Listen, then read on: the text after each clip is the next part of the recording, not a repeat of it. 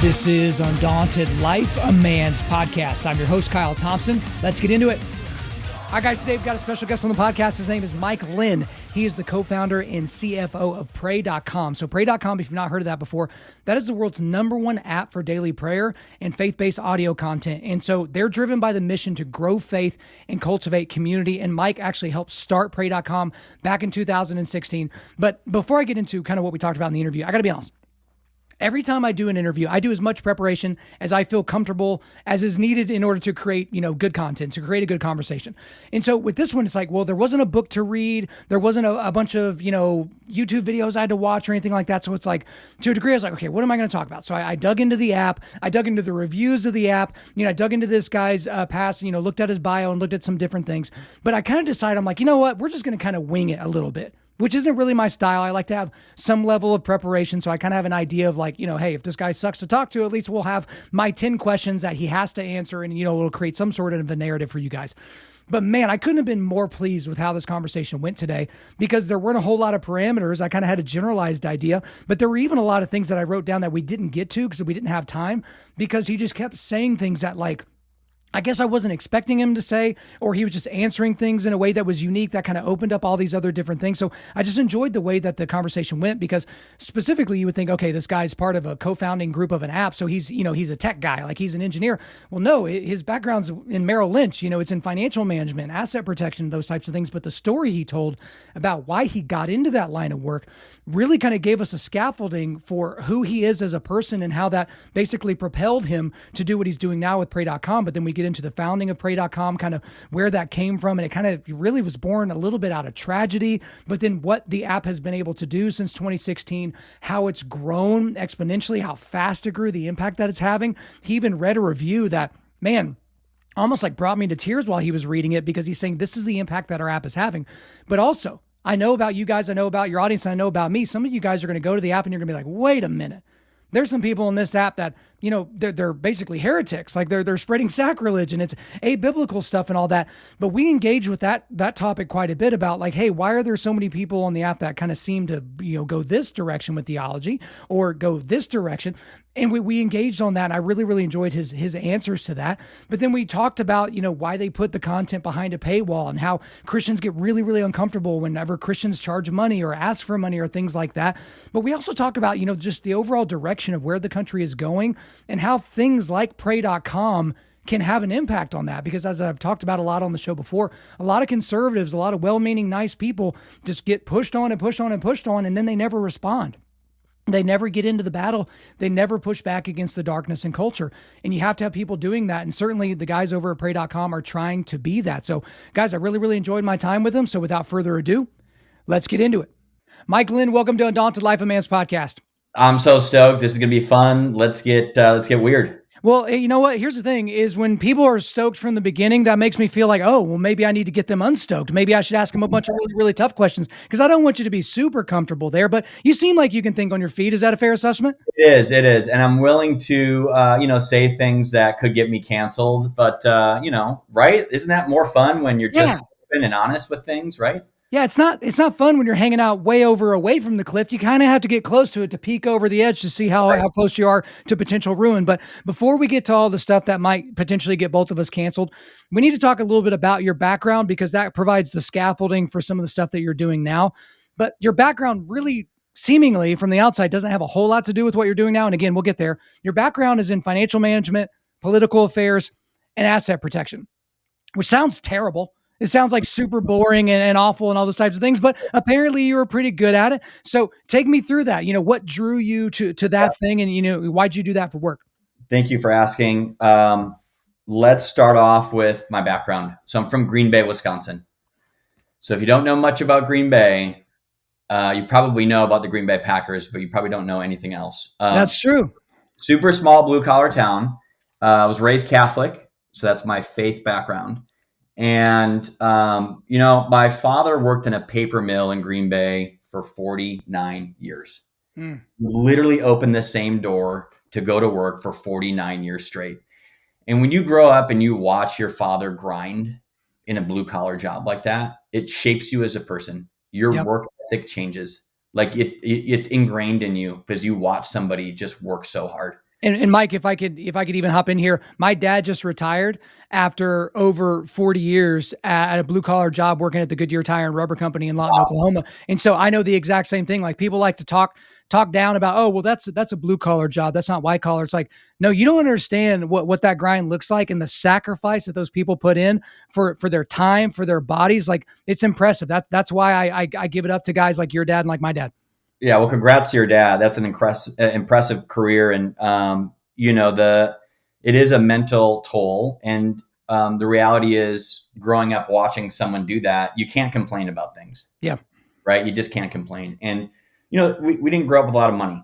I was the first person in my family to go to college out of high school, so I went to University of Wisconsin and planned on being a marketing major. So that was the path. I thought, I'm going to get into marketing. This is going to be great. This is going to be awesome. And while I was at Wisconsin, my parents got divorced. And in a divorce, there's a separation of assets. Mm-hmm. And we didn't have much assets to separate. But my mom went and took her portion of the divorce settlement, to a financial advisor who swindled her out of a bunch of money. Mm. And so that's where my path changed. I said, I can never let that happen to my mom ever again. I can never let that happen to anyone in my family, my friends. I'm going to change my major to finance. I'm going to learn about money.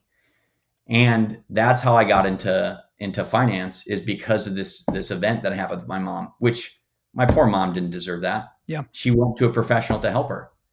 And so the next 13 years of my life, I was at Merrill Lynch, and I was managing really some of the top 1% in the country and really in the world. I was managing $750 million of individuals' assets by the end of my career. And, being able to understand money to the point where if anybody ever asked me a question about how to manage money, like I would know the answer of how to help them. That's the real gift that I got. And here's the good news of this story, by the way. My mom's all taken care of. Yeah. She's in a good spot. She's hanging out in Green Bay. She's living the life. But it was certainly, rough waters back then when that happened to her. So I may be reading into this a little bit too much, and I'm not a counselor, and you're not laying on my couch talking to me about it.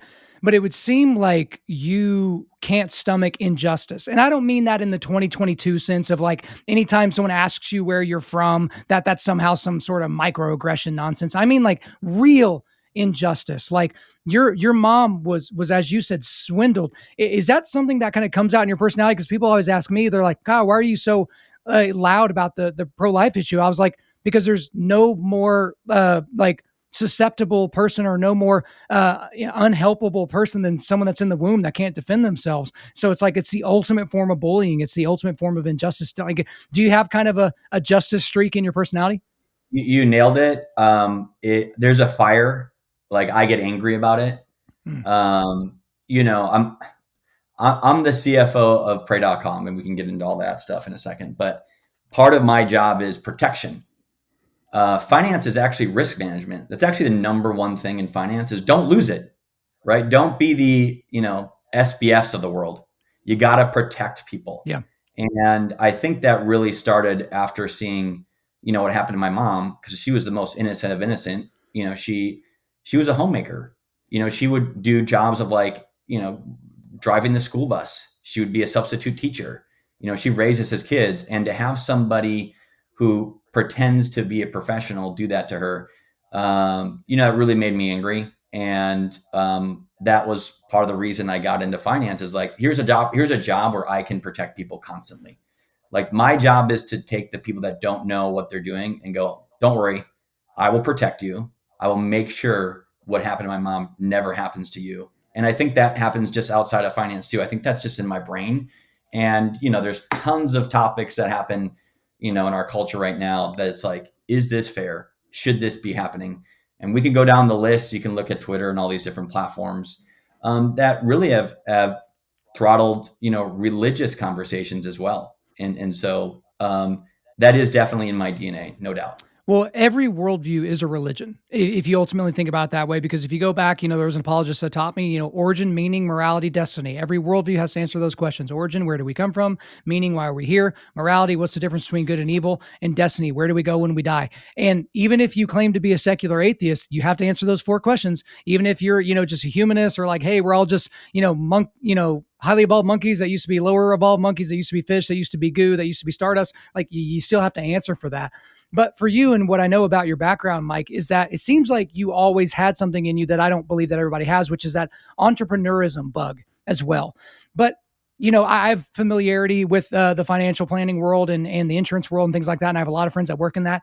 To a degree, you can be entrepreneurial, but not fully, because there's so much regulation, there's licensing and all that stuff. And it's like, you can't just go willy nilly. It's to protect people like your mom from people like the person that took advantage of her. Like, so you can't be super, super duper entrepreneurial. But you always kind of kept your eye out seemingly for the right idea, like that thing that was going to come, that was perhaps more meaningful to you. Not to say that your work with Merrill Lynch was not meaningful, but maybe it was that next level, that next thing, that next horizon. And then the right idea seemingly jumped out and bit you. Okay. And so I won't, ruin the story, but you can take the story from there. Yeah. So just to double tap on the finance, highly regulated. Yeah. Highly regulated. Every trade that I put in, somebody had to approve it. Every single email that I sent, every single one was reviewed by somebody in an office next to me. And so people would review every single email. So it's entrepreneurial in the fact that you have to go get your own clients and you have this banner behind you that says the name of the firm you're with. But to your point, it was really never unleashing the true like entrepreneurial spirit. It's very difficult to do that in that environment. And, I moved from Green Bay to LA in 2008. And the reason I moved is I had applied to USC for their MBA program and got in. And the only reason I applied is they were the number 2 entrepreneurship program in the country as a part-time institution. So you could go to USC for entrepreneurship as a part-time endeavor, which is, by the way, hilarious, because you can't go to college for entrepreneurship. Like, it's the most ridiculous thing you can do. Yeah. And I didn't know that. I was like, I don't have an idea. Maybe I'll just go to this, these college classes, and I'll meet somebody in class and we'll come up with something awesome. And so I moved to LA in 2008.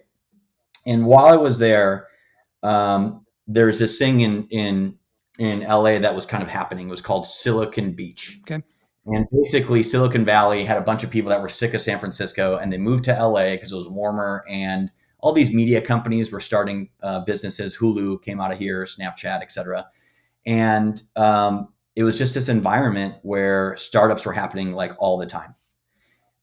And I went to this conference. I was sitting at this conference. It was for USC, UCLA entrepreneurs. I was not one of them, but I was sitting in the conference, and there was this panel of people. And I was listening to this panel, and there's this guy standing up who was literally owning the room, like just dominating. Nobody was asking questions to anybody else in the panel. Everyone wanted to talk to this guy. And I'm like, I don't know who this guy is, but this is somebody I have to get to meet. Like, I have to know who this guy is. And so after the conference, I approached him, and I was like, man, like, that was awesome. I'm from USC. You're from USC. And I wanted to get to know him as a friend, but also, Kyle, I was still working at Merrill Lynch. I'm like, dude, I'm going to get this guy's account. Like, this guy's successful. Yeah, he's a serial entrepreneur. Like, I'm trying to get business done too. And so I became friends with him. And there was a tragic event that happened in his life where his business partner died in a plane crash on September 11th of 2015.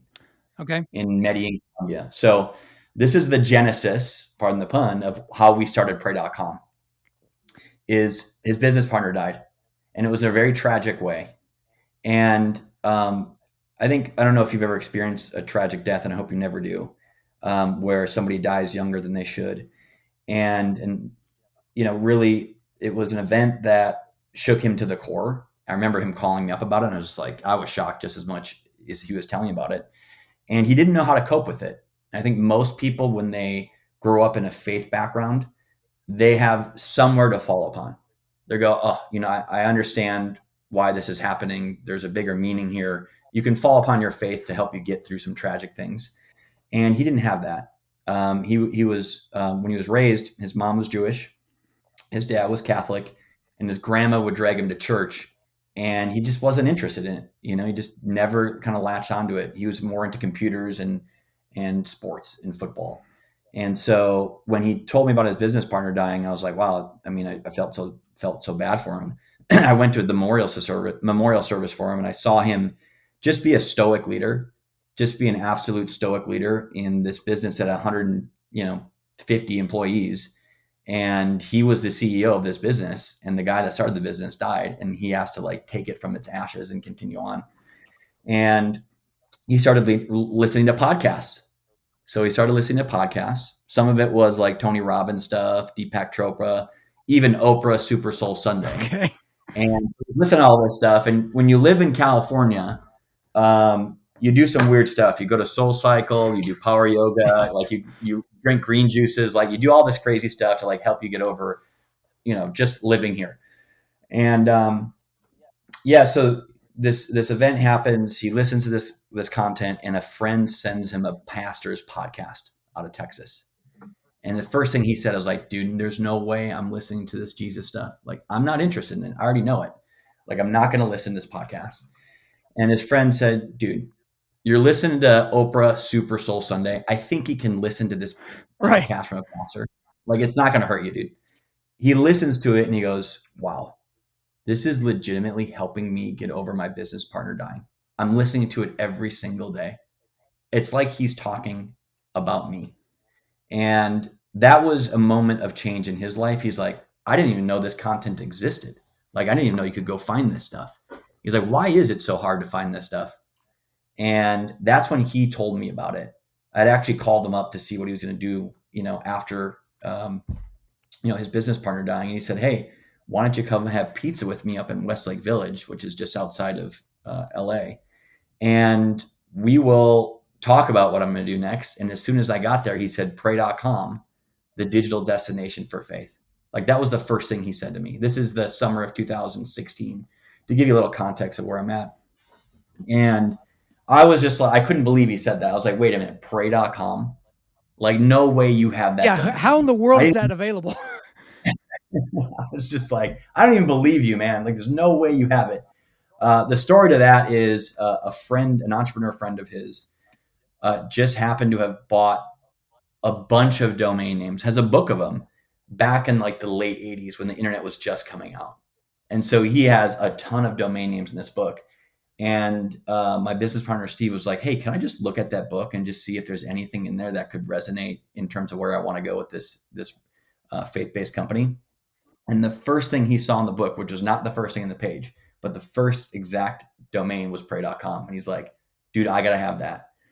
And his friend's like, you can have it, but first we're going to have to set up a contract. And it was a very fair contract. And it ended up being, worth millions of dollars after, we got to the point where it could be worth that. But he just said, you can't exclude the Catholic Church. He's like, you can have this domain and we'll set up a contract, but don't exclude the Catholic Church from this. And we had no intention to, but that was like his one stipulation. So that's the little pre-story of pray.com and how we got the domain name. But in terms of the idea, when Steve had told me he wanted this place for all faith content, I was like, I'm Catholic, man. Like, you're talking about something that really matters to me. By the way, I enrolled in this entrepreneurship class at USC. Like, this is what I'm supposed to be doing. I'm supposed to start a business. And you're talking about something that's getting me super excited. And I told him that night, I go, listen, I'm going to leave my 13-year career for this. Like, I'm going to give up all my clients, all my designation, all my licenses I've ever had in my entire life. And I'm going to help you build pray.com. Because I truly believed we'd have a global impact. Like, that's something I knew was going to happen. And so we started this company back in 2016. There was actually 4 co-founders, 2 other co-founders. Matt Potter and Ryan Beck are our other 2 co-founders. And they're incredible people. And so we didn't have any technical co-founders. One of them was a technical co-founder, Ryan Beck, who also had gone to Bible college, of all things, an engineer that gone to Bible college. Like, that doesn't happen. And then the 4th guy, he had already had a business in which they built thousands of apps in the App Store. And funny thing about him is his family started a church in the LA area that was like a backyard church to start off with, like 35 people. And then now today it's like 10,000 weekly attendees. So it's a huge mega church at this point. So he actually literally started a mega church with his dad as an elder. And so it was like the perfect storm of these four people coming together, and boom, now we start pray.com. Okay. So I want to keep that momentum going because I wrote down like 3 or 4 other things I want to talk about that'll completely shoot us off into the nether regions. So maybe we can like circle our way back to some of those. So you decide to start pray.com. But what does that even mean? I mean, because it's like you got an idea, and anybody that's in the startup world, and I've done some consulting for startups and different things like that. And my goodness, you have a lot of people pulling, you have a lot of people wanting to give you money sometimes. And then like there's a lot of people that want to give you influence and want to push it this way or that way. And they kind of want to have a hand in it. And at some point, it's kind of taken out of the hands of the founders, the people that are actually willing to, dedicate their entire life to it. But take me through those early days. Take me through the definition of what you're going to do, because y'all have the app and the website. Yep. But some people just do one or the other. Did you decide you were going to do both from the beginning? But especially, what were the biggest challenges in the beginning, whether that be the personality fit of the 4 of you guys, whether that be funding, whether that be, the actual building of the damn thing? Like, take me through all of it. So the personalities right off the bat, shockingly, we're different people in a sense that we all had our different skill sets. And none of us really fought with each other, and to the point where like you got actually angry with somebody. It was like a respect angry where we were respectful to each other. But when we first got together, we needed to understand the space that we were getting into. And the vision was to create a world where everyone leaves a legacy of helping others. So that vision is different than you probably think. Create a world where everyone leaves a legacy of helping others. That was the vision of this company. And we were going to do that by growing faith and cultivating community. We felt like we could create this environment, this platform, that people got on this platform. They could actually help other people. Part of helping other people is actually getting access to this faith content. We believe getting access to this faith content would help people. And when you help people, you can actually create your own legacy, because people will remember you helping them, right? Now, most people think legacy is some building with your name on it, or, maybe it's some awesome home run, record that you set, and that's your legacy. But how are you helping people? And that's what we felt like the vision of pray.com was going to be. We're going to create this environment to help people. And so that's how we started the business. We literally got together and said, this is our vision. This is our mission. Here's our core values. Now let's go out and actually understand this market. So that was the first thing we had to do. And so what we did is we went to a pastor's conference, Calvary Chapel Pastor Conference. And by the way, I'm Catholic. I have never been first, I barely know what a pastor means. I know what a priest is all day long. I didn't really understand what a pastor did. And I certainly had never been to an evangelical church, Protestant, had no idea. I walk in and I see, TVs, guitars, band, like just an environment that I had not seen before, where people are in this worship singing experience right at the beginning of church. And I was intimidated. I was like, oh, I don't know. Like this is different than my church. Like we don't say, you don't raise our hand in the middle of church and like praise Jesus like this. This is different. And we started talking to pastors that were there because we were at a pastor conference. And that's my fiance. Sorry, she just rolled in. But and we're at this pastor conference, and the pastors were telling them what we were going to do. We're going to start this platform to actually help them. And we were going to help them get their message out to people. And they couldn't believe it. They're like, wait a minute, you're here at this pastor conference to help us. We're here to help you. And they started calling all their friends around, all their pastor friends around. They started praying for us. And they said, oh, we're so happy you're here. We are so blessed that you came to help us. Like, we want to tell everybody here that you're here to help us. And that was the first time I go, wait a minute, we're in this business where the people that we're serving are praying for us. Like when I was in finance, my clients weren't praying for me. They were telling me, make me more money. Right. And so this was a different vertical than I'd ever experienced before. And so after experiencing that, going, wow, okay, we're going to help these people get their message out to a large audience, because, really what they were doing is they were going on Facebook or creating these really bad websites that were just terrible places to go if you were a consumer. And like the experiences were just really bad with their content. And we were saying, we're going to digitize this in a way that's never been done before. We're going to revolutionize this space that is really the last vertical to actually really have a design change and a technological change. Before the pandemic, nobody was really live streaming anything.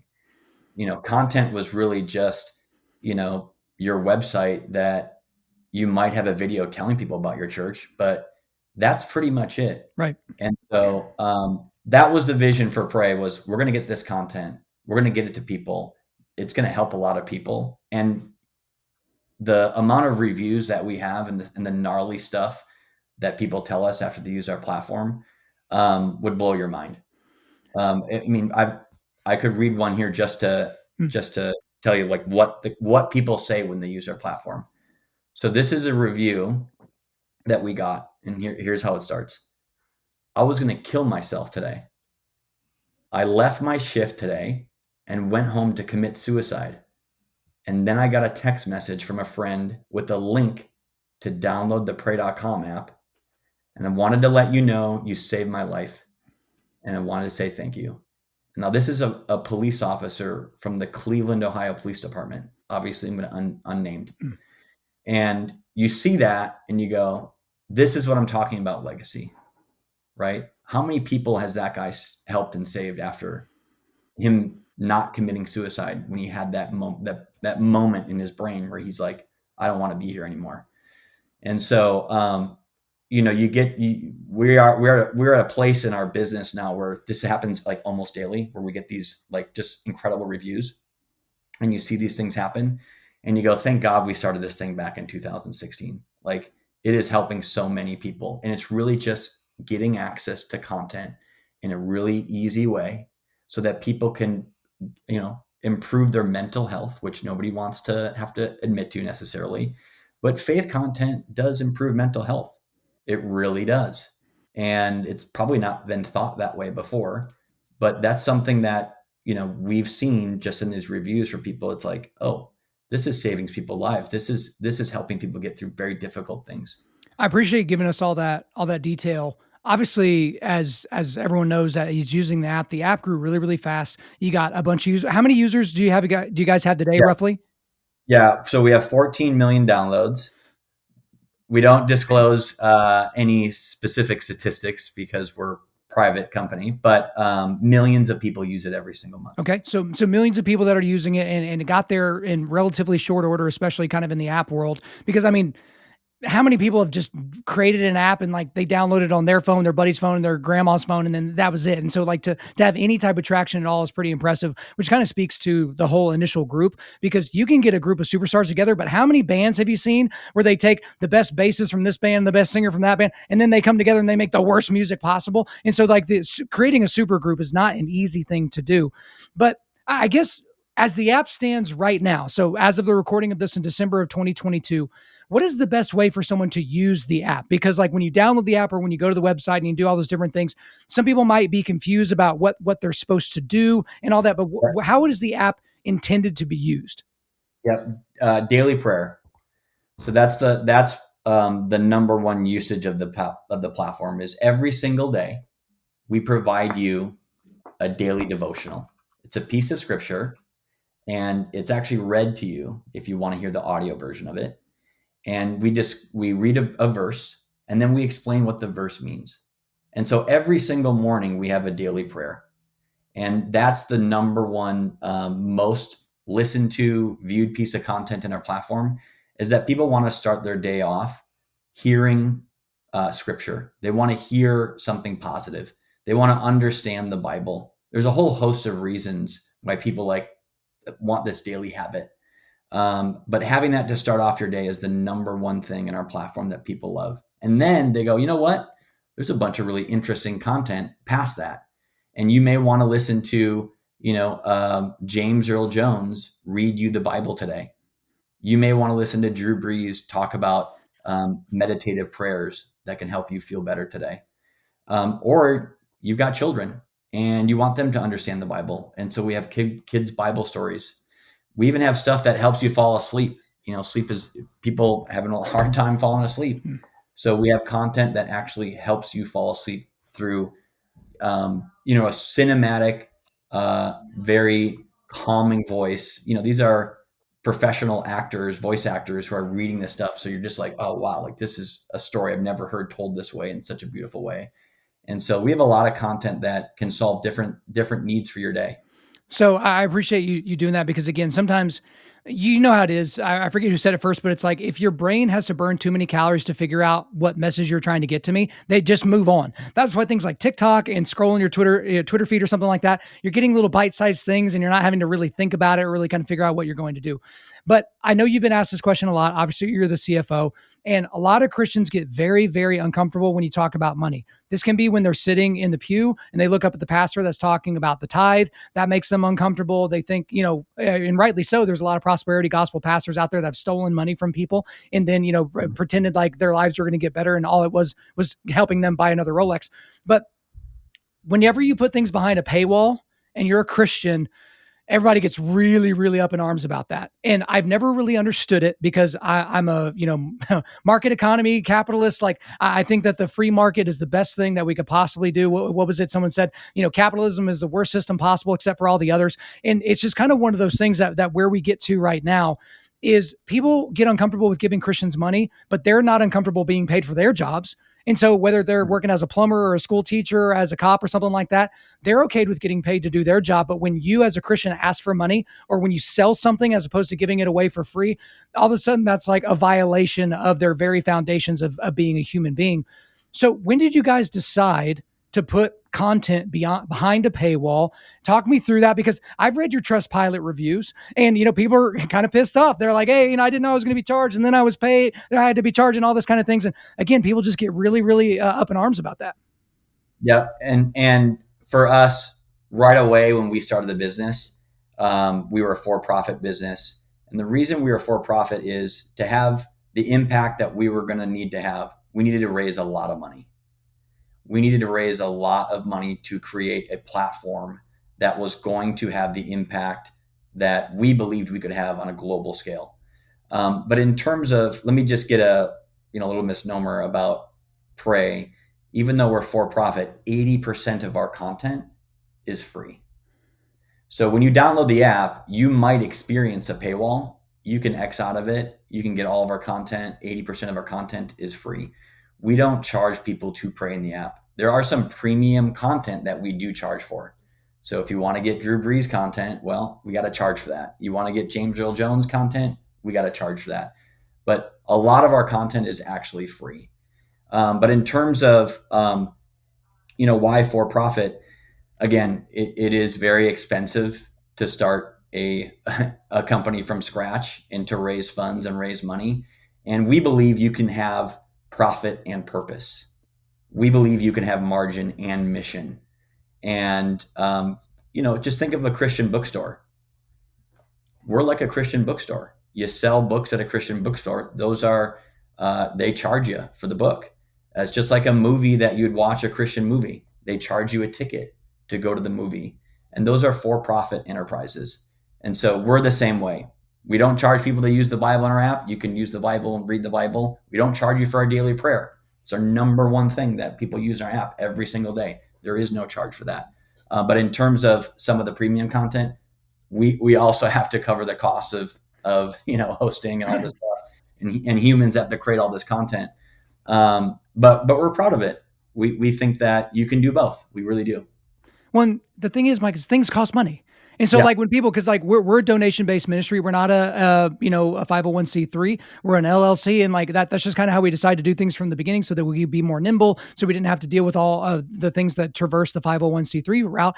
And some people are like, well, why are you doing that? Like, why are you trying to make this a for-profit venture? It's because if you're creating something of value, Or if you're doing something of value, you deserve to be compensated for that. And again, I go back, whether you're a cop or a teacher or a soldier or whatever the thing is, like you're doing something that's of value, and then you should be paid for that. If you're working in a business, and a lot of people don't really understand this, let's say you get paid $50,000 a year working in some random business. The business is taking the risk that you will be worth at least $50,000 to the bottom line of the business. And most people don't think of it that way. It's like you're not being paid with unicorn farts and fairy dust. You're being paid with money that had to be made.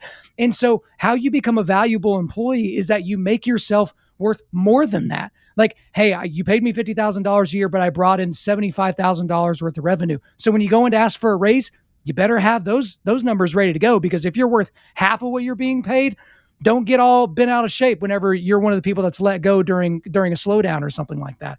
So I appreciate you being so upfront about the money part. On the money side of things as well, I feel like this is important. I feel like this isn't really asked about as much. I remember years ago, and I'm not throwing stones here because I think this was a rumor and I couldn't find anything that substantiated this rumor.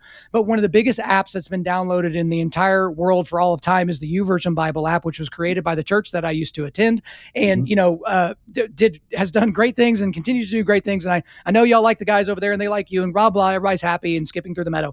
But there was this blog that came out that made me pause for a little bit. And the rumors were floating around that the YouVersion Bible app was selling people's data without telling them in the 74-page long, agreement that you just click on so that you can end up using the app. And so it's kind of given me pause about all the other apps that are on my phone. And we've heard a lot about TikTok here recently about how the Chinese government is using your keystrokes and they're looking at everything, not just when you're inside the app. It makes a lot of people nervous. And so right now, I need you to tell me, how else is the app making money? Are you selling our data to the Chinese? Are you doing something nefarious like that? Like, help me. We need to clear the air. No, we don't sell our data. And the reason that we collect data is to make the content better for you. We want to make your experience better. That's why the data is being collected. But we don't sell our data. Of course not. There's no business in selling prayers like that, the data to other people. For us, the number one thing is we want to create a world where everyone leaves a legacy of helping others. So for us to do that, we need to have you interact with our platform. And as you interact with it, what is the content that you like listening to? What don't you like listening to? What's the content that you're listening the longest to? And what's the content you're like, I don't like it. Like, don't ever bring that up to me again. So data is an important component of any business. I don't think any business can operate today without data. There is no business on this planet that doesn't have some data. We use that data internally to make the platform better. And I understand why other companies sell data. We don't do it. We make our money through subscriptions and partnerships that we have on advertising some of the content that we have. So an example would be, we created this really awesome Bible in a Year podcast. You may or may not have heard of it, but it's called Bible in the Year with Jack Graham. And so we just launched that in October. It shot to #1 in the religion category of Spotify in its first week. #1. Nice. It was #2 on Apple in the religion category. And it was like number 54 of all podcasts that existed and on Apple. And we had 3 million downloads in the first 30 days. Wow. So there is a way for us to make money there, right? Because we can go, oh, it's on all these other platforms. We'll just have some sponsors of that content. They can actually help us pay for the content creation. And so that's another way we make money. But in terms of the data, it's all about making it custom to you. We want you to have a better experience. What we don't want you to do is come to the platform like, these people don't know me. Like, I'm not trying to listen to this pastor. Why do they keep bringing it up? So that's important for us. Well, and it's macro versus micro. And by that, I mean, you have a macro thing that's trying to have a wide impact for millions of people. And so you have to collect the data so that the experience continues to be valuable to people that you're trying to help. Like on a micro side, like, again, we're about 400 episodes or so into this podcast. We've been doing it for a long time. I look at the responses to certain episodes, whether people are posting about it on Instagram, the emails I get, the commentary I get from my friends that have listened to it. That's data. Like if you think about it, it's not like on a spreadsheet, or something like that, but it's data. And that gives me the information I need to where it's like, okay, Kyle, you've talked about this one thing a lot over the last six months. We got it. Like you've talked about it. You've beaten the horse to death. Please stop talking about it. And then I get to make the decision as the content creator, whether I go with what the data is telling me or whether I go against that. Right. And sometimes going against the grain of the data is actually a good thing because some people don't know what they don't know. They don't know that they would actually like this when it's spoken about in this way. So I can certainly appreciate that. But one thing that I will say that I can just hear it right now. I can hear my audience right now that if they haven't heard the app before and they go download it or they go to the website, they're going to see some of the people in the app and they're going to go, wait a minute, because you use the phrase faith content a lot. That is a very broad category. That's a very big tent of people that don't believe the same stuff, even about the resurrection of Jesus. We just elected a guy, or we didn't. Georgians just elected a reverend that doesn't believe in the resurrection to be their U.S. senator, right? And so that's all kind of under this. And so even as I'm just scrolling through, it's a lot of people that have very liberal theology, maybe even woke theology, prosperity gospel. And, you're going to not see people like a, Vodi Bakum or a Matt Chandler or a Paul Washer or a Tom Askell or John MacArthur or a Joby Martin or any of these types of guys that are maybe a little bit more on the conservative side, some of them more reformed, whatever categories people want to be on. So what do you say to those people that are maybe a little bit afraid that not all the content is created equal and coming from even a biblical perspective? Yep. Number one, I would say our content that we put on our platform, we're very careful about the content. We're also aware that there's a freedom of speech component. There's a First Amendment component to our platform. And we're not here to be just like any other platform, which wants to censor people and censor speech. It's very important for us. We're American founders. We believe in the First Amendment. We don't like what we've seen on other platforms, which they throttle, shadow ban, et cetera, content. And that's why we're a platform. You don't have to interact with every piece of content on our platform. You don't have to like that Joel Osteen's on it. You don't have to like that, some other pastor's on it. But that's okay. You can go on Apple Podcasts today and all that content's on there. And guess what? You still interact with Apple Podcasts, right? You can go to Google Podcasts. You can go to, Spotify, and all that content's there. And you may not want to agree with all the content. You may go, that's not my worldview, but it's somebody else's worldview. And they may want to interact, by the way, with a Matt Chandler. They've never heard of Matt Chandler. And so they may be listening to Joel Osteen because, hey, that's what they saw on TV. And maybe this is the first time they've been exposed to Matt Chandler. And they're going, well, I know that Pray's got Joel Osteen, but, they've got Matt Chandler, or they've got, Jack Graham. And I've never heard of Jack Graham. And maybe Jack Graham's worldview could actually change their current view of how they feel, they're currently being taught Christian concepts. So I understand the wariness of like, who's on that platform? It's a platform. We believe in the First Amendment. Everyone should have the right to put their content on our platform. And as long as you're not advocating for violence, then we feel it's okay. So one thing that I think people would say to that, and certainly I would as well, because again, I became a Christian as a 10th grader, and I didn't start with John MacArthur, right? I didn't start with any of these types of people that have this very defined theology and worldview and all that. So people evolve in their taste. Well, yeah, I kind of listened to this guy. Now I listen to this guy. I kind of think that guy, like, dude, 2 weeks ago, I discovered who Alistair Begg was, right? He's been doing this for decades and decades and decades. I just found him, and I've been, really consuming a lot of his content. You know what I mean? I guess the question I would have is, I'm all for free speech. I'm all for the First Amendment, the Constitution and the Bill of Rights. Those things aren't separate. I get it. But there are people that are concerned about people saying things that are abjectly false. So not just this doesn't really align with my feels. It doesn't make me feel good, but it's like, no. This is not biblical. What you're saying doesn't make any sense. It's not a liberal reading of scripture. It's a blind reading of scripture. I think that's the thing that's concerning to people more so than, hey, I don't like that pastor happens to have a Bentley. Does that make sense? Yep, it does. And I think that, Well, wait, 1 second, Mike, 1 second. So I kind of forgot my question because I got lost before you hop back in here. So there are people that say pray.com has a responsibility to correct the record on things that are heretical, I guess you could say. So go ahead, go back in.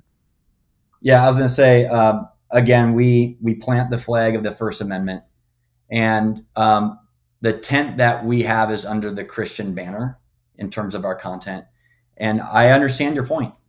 I understand your point that somebody that is standing up behind a pulpit may be saying things that I don't agree with. And I can promise you, I don't agree with everything on our platform. I don't. Doesn't necessarily mean I'm going to ban it.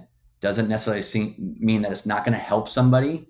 And maybe the Christian light version that might not be something that you would like might get somebody in the tent for the first time. It might somebody like, oh, you know what? Maybe I may not be a fan of prosperity preaching, but I got inside the tent for the first time. Oh, and by the way, there's other people that I can get exposed to now that I'm actually inside the tent. And I think that's important for us. When we started this, we knew that we weren't going to sit here and start saying which biblical teaching that we agreed with and then ban all others. We planted the flag of the First Amendment. We planted the flag that this is Christian content. We're going to go and give access to all this content, and we may not agree with it, but does it get somebody inside the tent? Can we get people that are not faith-based, who are not Christian-based, inside the tent? And I think we can. And, at the end of the day, the feet are going to decide. The earballs are going to decide who do they want to listen to.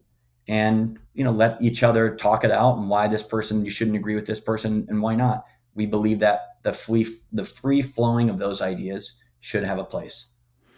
I appreciate you giving us your perspective on that. One thing that I've kind of heard you say a couple of times, and I kind of follow the same thing with my show. I've invited, and I use that term specifically, I've invited a lot of people to no longer listen to my show. And that's been from the beginning. The show started in 2017, and the way I say things and the force with which I say and the content that I discuss, some people say I talk about culture too much, or I talk about it not enough. I talk about faith too much. I talk about it not enough. Well, I tell people, I was like, there's like 2.5 million podcasts out there.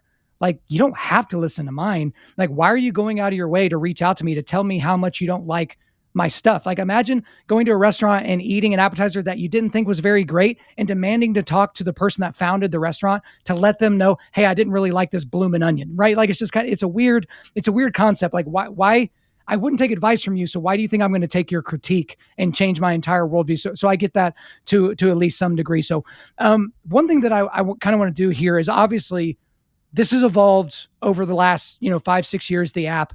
Y'all are constantly changing it. As you said with the data, you're constantly improving it.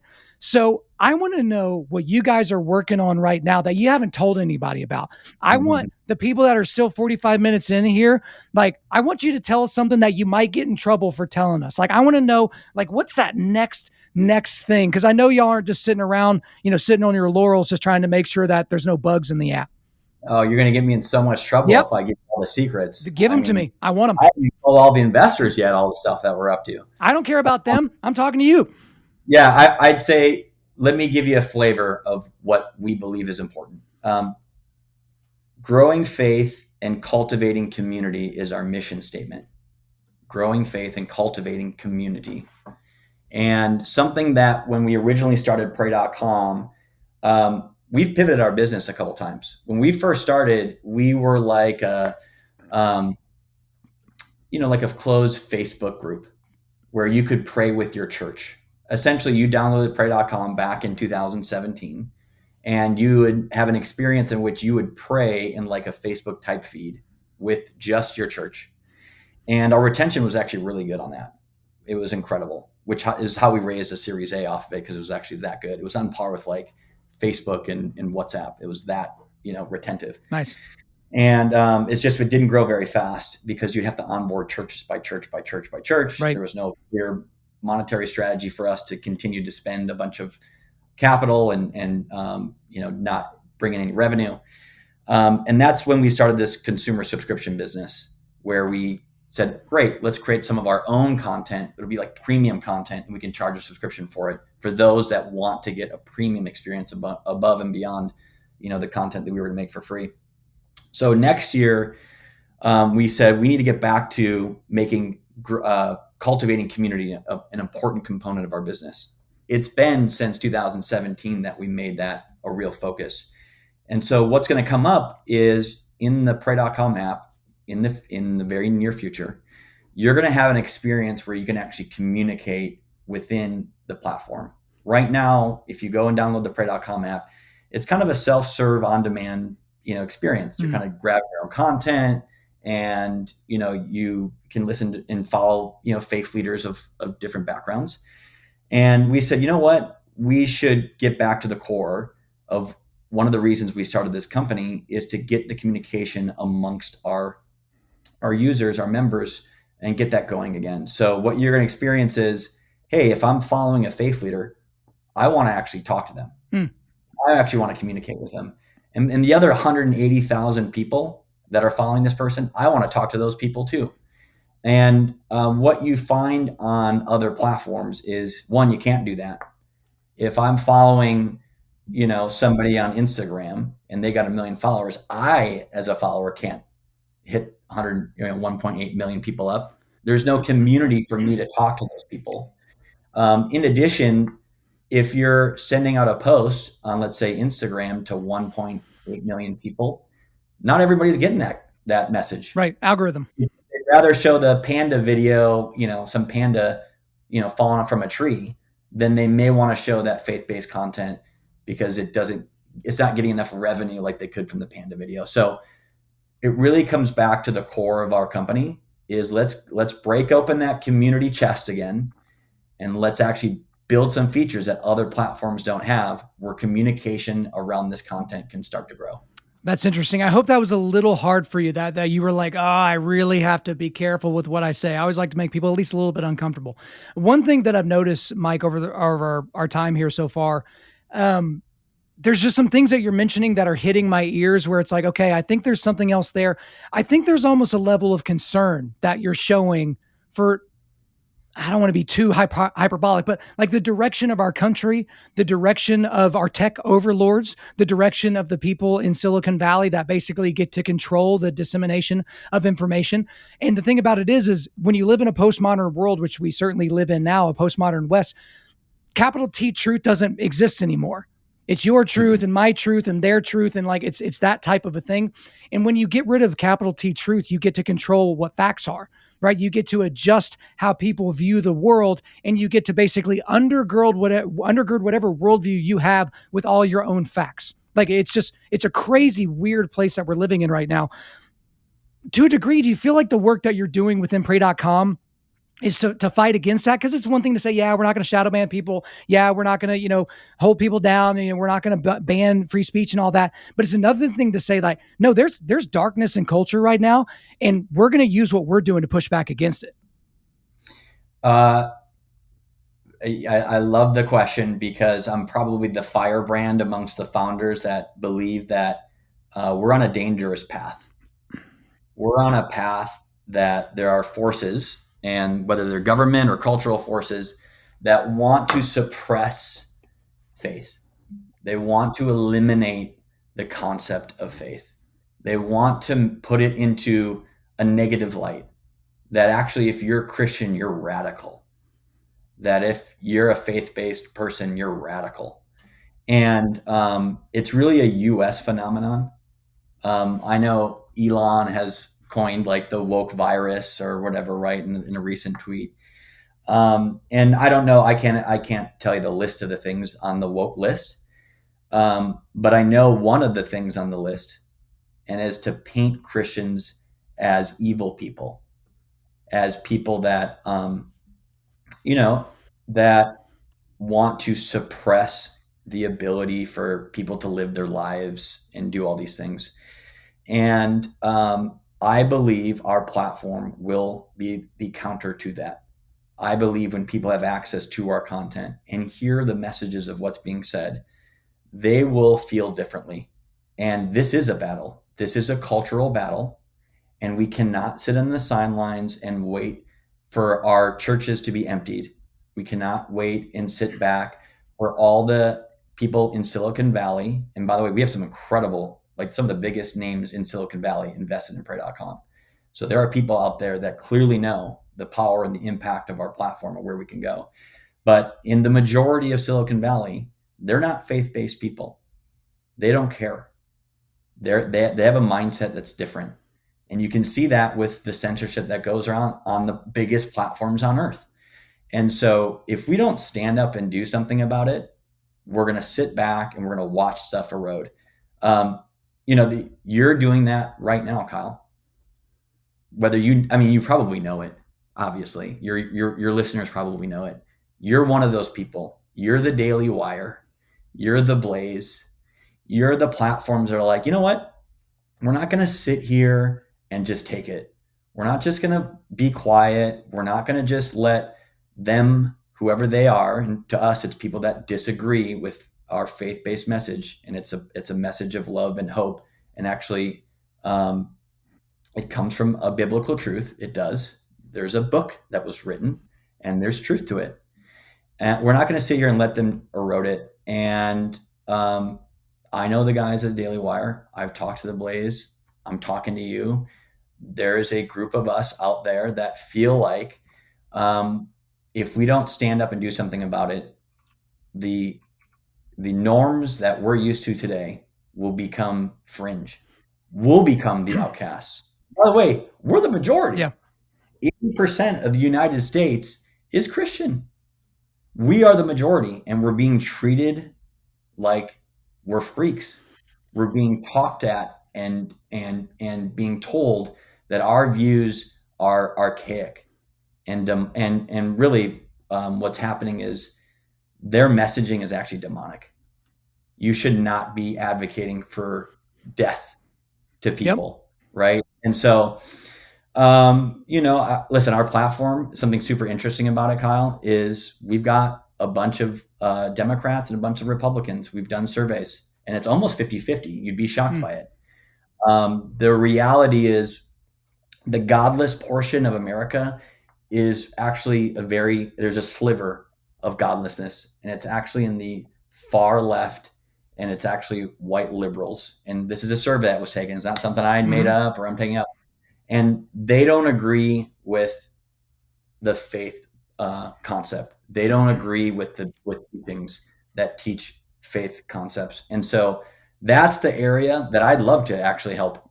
I'd love for them to get our content. I'd love for somehow they walk into our content on the internet. And if they do, it's going to break down this hardened, like angry mentality that they have, and it's going to soften them up. And I think that we're the forefront. I think what you do, Kyle, what we do at Pray, what some of these other platforms do, and I don't agree with everything that everybody says. Yeah. I don't know everything you've ever put out there on content land, and you don't know what I've said. But I think we understand where we need to go, and we're not going to sit here and just take it. Well, and again, it's what we were talking about earlier, Mike, where it's the white college-educated liberals that have never had to pray the prayer, give us this day our daily bread, and they can explain everything. They just need the right textbook, right? They just need the right worldview or the right chakra or the right, tension on the tree that they hooked their ponytail to. That's going to tell them, how we got to the world we have today. So as you're saying all that, I super duper agree with that, because conservatives now, because of things like the Blaze and Daily Wire, are no longer saying, hey, I'll let you push and push and push, but, don't push too far because, you don't want to see me when I get angry, because what it's been like for decades, seemingly, as you look at this, Mike, and I'm trying not to be ignorant of history, but it's like conservatives and well-meaning Christians would let people push and push and push, and then the war would end, and the conservatives woke up and were like, they never competed in a battle. They never pushed back themselves. The war had passed them by, and here they are sitting with their sword with no blood on it and their armor with no indentations on it. And I feel like conservatives are standing up and pushing back in a respectful manner, but a full-throated manner. And we didn't really get the full-throatedness. And that's where you get these people that think it's a good idea. Well, I want to be known for what I'm for and not what I'm against. It's like, dummy, when you say you're against the murder of the unborn, you are also saying that you are for the protection of the unborn. Like you're talking out of both sides of your mouth. But all this that I'm saying and all this I'm weaving, there's something glaring for me here that obviously you all have noticed. But you see the Respect for Marriage Act, the so-called Respect for Marriage Act, where the U.S. government is trying to define what marriage is as opposed to what God said it was, millennia ago. You have how that's going to lead to direct attacks on religious people and religious liberty in this country. The Supreme Court is currently dealing with some of those things right now, whether or not a gay couple can force you as a lawyer to represent them in adoption court, or force you as a cake baker to bake them a cake, or force you as a website maker to design a site for their wedding. But you guys are located in California, and Gavin Newsom has signaled in every way, shape, or form that not only does he, say that he wants to run for president, but that he is going to shove his leftist, godless values down your throat, and he's going to make you like it. That he will use scripture on billboards in my state of Oklahoma to welcome the women of our state to go out there to have a vacation abortion where they hang out on the beach, drink a cocktail, and then they take them into the clinic with their baby, and they come out alone, put them right back on the beach. Y'all are literally behind enemy lines right now, and you're in the crosshairs of these government agencies that want y'all to not exist. It took me a long time to get to where I don't even have a question, but talk to me about that, because I'm not saying y'all should just, tuck tail and run, pop smoke, and get out of there. But my goodness, like, those are the people of everywhere in the country that are going to try to take you out. Yep. It's also the state with the largest contingent of conservatives and Republicans as well. Isn't that funny? Right. Yeah. Right. So you lose sight of that because of the fact that the majority of the politics in the state have been run, so far left. My thought is this: we were not afraid to speak up. We're not afraid to have the banner of God behind us and Jesus behind us. So when you have that as your on your side, you can't lose, right? You can't lose. And so we wake up every day knowing that we've got God and Jesus on our side. The other component of this is, I'm in Los Angeles. This is one of the most liberal, unless I'm in Berkeley or in San Francisco, right? But when I look at where we are, there's a point where it's going to be a point of no return. You're looking at the homeless crisis in Los Angeles, right? Right. And there's this a gentleman named Rick Caruso. You probably never heard of him, but he was running for the mayor of Los Angeles. Right. He came to a stone's throw away from winning. Rick Caruso went to my church. He's a billionaire real estate investor, Catholic guy, very Catholic, big USC supporter, college I went to. And he was been a Republican his whole life. In fact, if you actually look at one of the debates, I think it was, I'm not sure which debate it was, if it was 2020 or 16, he was actually like in the front row behind Trump in like some debate, or behind like the moderators. So he was a Republican his whole life. He switched to Democrat and was a stone throw away from actually winning. So what is that really saying? And what am I trying to say? I'm saying there's a point where even liberals go, this has gone too far. This has gone too far. And you can actually see it. We just had a study that came out, and it showed Gen Z individuals under 30 years old voting Democrat and Republican. And for the first time in the last 4 election cycles, it has gone down in terms of the number of Gen Z liberals who are actually voting for Democrats.